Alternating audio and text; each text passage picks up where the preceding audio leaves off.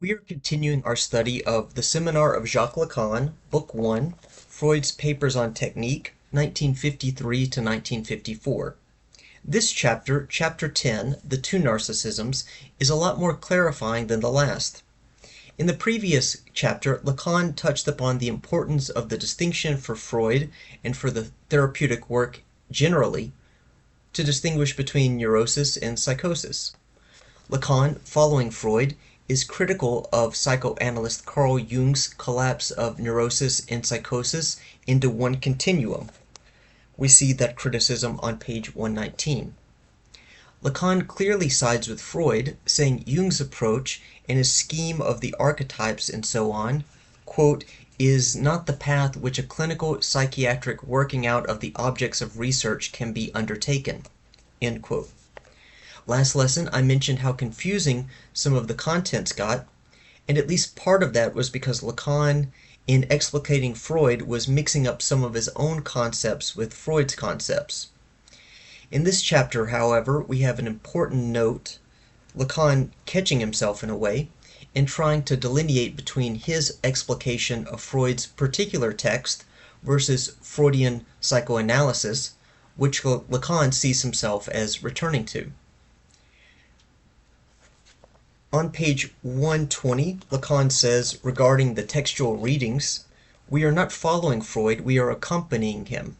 The fact that an idea occurs somewhere in Freud's work doesn't, for all that, guarantee that it is being handled in the spirit of the Freudian researches. As for us, we are trying to conform to the spirit, to the watchword, to the style of this research, end quote. Therefore, Lacan is saying, if Freud strays, Lacan wants to be there to save him in the field of psychoanalysis from himself. Rather bold stance. A great deal of clarity is brought to the chapter by one clarifying question from an attendee at the seminar, and this is psychoanalyst Dr. Dominique Octave Manoni, I believe is how you pronounce it, maybe not. Manoni asks about a distinction between two different types of narcissism. And Lacan bristles as if Manoni has jumped the gun, but then proceeds with a rather lucid distinction. Lacan talks about how at some point with the human being in his or her early development, the child has a recognition of self, which leads to a primary narcissism.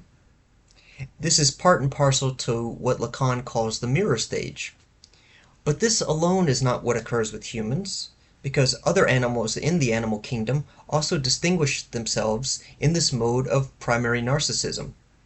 They can distinguish themselves from other creatures like them.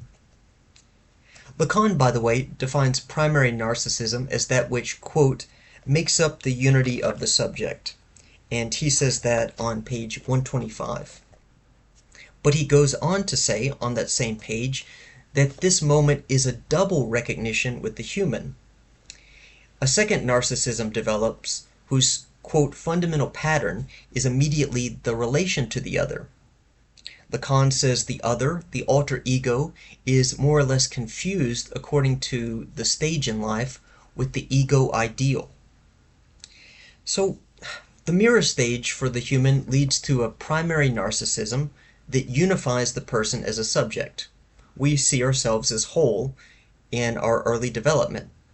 But also there is a secondary narcissism where the subject recognizes he is subject to the gaze of others, and he misrecognizes his own ego ideal and the other as equivalent. He sees the other's desires for him as his own. This makes things quite clear in the progression of the seminar so far. So thank goodness for Manoni asking this question. Let's stop there, and we will continue with the next chapter next time. Thank you for listening.